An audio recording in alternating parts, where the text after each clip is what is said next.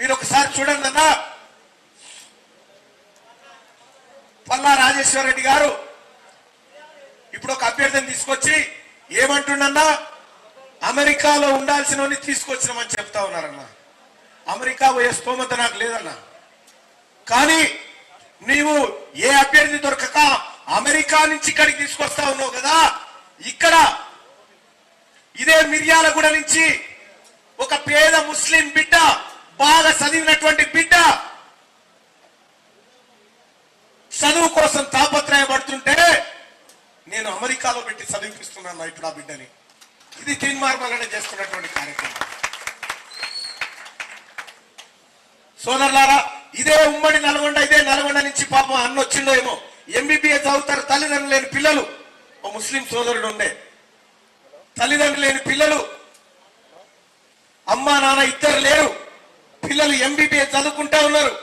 వాళ్ళకు దిక్కు సక్కి లేకపోతే అన్నా మేము అరేంజ్ చేసి ఫీజులు కట్టి వాళ్ళని చదివిపిస్తా ఉన్నాం అన్న.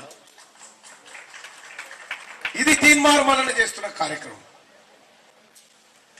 సోదరులారా, నేను ఒకరోజు ఒక తారపు పేద ప్రజల భూ కబ్జా అయిందంటే అక్కడికి పోతే మా కారు ఇంకా బురదలో దిగబడ్డది, చిన్న కారు.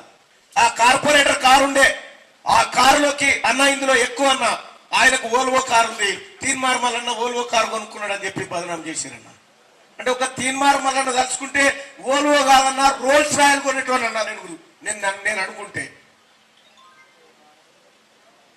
ఇలా తీన్మార్మలన్న వాచ్ పెట్టుకుని వాచ్ ఎక్కడదంటారు అన్న, గింత న్యాయం అన్న. బతకొద్దా అన్న ఓ పేదోడిడా, ఓ పేదోడు ప్రజల్ని ఇష్టపడేటోడు ఎక్కడ బతకకూడదా? ఒకసారి ఆలోచన చేయమని కోరుతా ఉన్నా. ఇదే తీన్మార్మలన్న మీద అనేకమైనటువంటి కేసులు పెట్టినావు, ఒక్కటన్నా నిరూపించిన మా కేసీఆర్ ను ఒక్క సాంఖ్యంలోనన్నా ఇగో ఇలా తప్పు చేసింది ఇది సాక్ష్యం అని చూపించగలిగినవా? తీన్మార్మలన్న బయట పెట్టిన కుంభకోణాలన్నీ అన్ని సాక్ష్యాలతో బయట పెట్టలేదన్నా, సాక్ష్యాలన్నీ చూపించలేదా మీ అందరికీ? అది తీన్మార్మలన్న కమిట్మెంట్. ఇవాళ పట్టభద్రులారా, ఇక్కడికి వచ్చినటువంటి మేధావులారా, ఒక మాట చెప్తాం మీ అందరికీ.